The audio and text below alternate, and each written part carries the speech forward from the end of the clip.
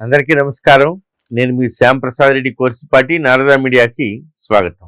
ఒక లేఖ, కేవలం ఒకే ఒక లేఖ, కానీ ఆ లేఖలో ఉన్న మాటలు దేశవ్యాప్తంగా చర్చకు దారితీశాయి. కనైలాల్ వీడియో చూడు, ఇప్పుడు నీ వంతు.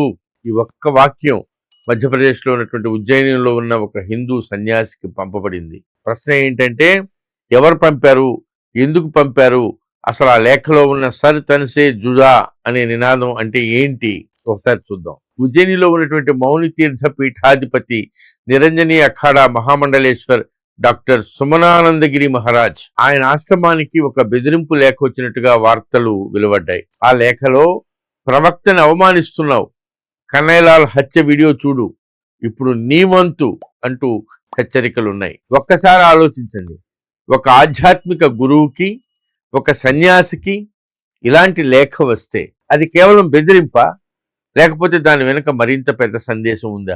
మహారాజు చెప్పిన దాని ప్రకారం ఇది మొదటిసారి కాదట.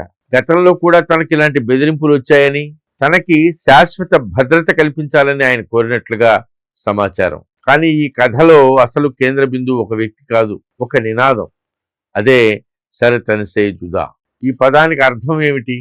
తెలుగులో చెప్పాలంటే తలని శరీరం నుంచి వేరు చేస్తాం అంటే శిరచ్ఛేదం చెయ్యాలి, శిరచ్ఛేదం చేస్తామని అర్థం. ఇది సాధారణ రాజకీయ నినాదం కాదు, ఇది సాధారణ నిరసన నినాదం కాదు.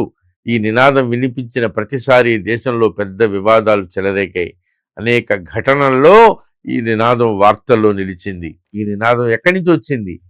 కొన్ని విశ్లేషణల ప్రకారం దీని మూలాలు పాకిస్తాన్లో ఉన్నాయని చెబుతున్నారు. అక్కడ మత దూషణ ఆరోపణల నేపథ్యంలో తీవ్రవాద నినాదంగా ఇది ప్రాచుర్యంలోకి వచ్చిందని వివరణలు ఉన్నాయి. కానీ ఇక్కడ మనం మరొక పెద్ద ప్రశ్న అడగాలి. ఒకరికొకరికి మధ్య అభిప్రాయాల్లో భేదాలు ఉంటే దానికి సమాధానం ప్రతివాదనలా, లేకపోతే హింస? భావ ప్రకటనకు ప్రతిస్పందన చర్చ, లేకపోతే బెదిరింప?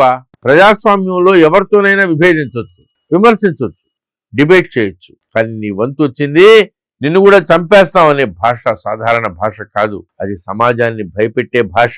ఈరోజు ఒక సన్యాసికి బెదిరింపు వస్తే రేపు ఒక రచయితకి రావచ్చు, ఎల్లుండి ఒక పాత్రికేయుడికి రావచ్చు, ఆ తర్వాత ఒక సాధారణ పౌరుడికి కూడా రావచ్చు. అందుకే ఇది కేవలం ఒక వ్యక్తి సమస్య కాదు, ఇది భావ ప్రకటన స్వేచ్ఛ, చట్టబద్ధ వ్యవస్థ, ప్రజాస్వామ్య విలువలకు సంబంధించినటువంటి అంశం. అందుకే ఈ ప్రశ్నకు సమాధానం రావాలి.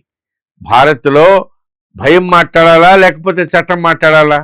బెదిరింపులే గెలవాలా, లేకపోతే ప్రజాస్వామ్యం గెలవాలా? మరి మీ అభిప్రాయం ఏంటి? ఇలాంటి బెదిరింపుల పైన మరింత కఠిన చర్యలు అవసరమా? మీ అభిప్రాయాన్ని కామెంట్స్లో తెలియజేయండి. వీడియో నచ్చితే లైక్ చేయండి, షేర్ చేయండి, ఛానల్ని సబ్స్క్రైబ్ చేయండి. జై హింద్. ఈ వీడియో మీకు నచ్చినట్లయితే లైక్ చేయండి, షేర్ చేయండి, సబ్స్క్రైబ్ చేయండి. మీ అభిప్రాయాన్ని కామెంట్ల రూపంలో తప్పకుండా తెలియజేయండి.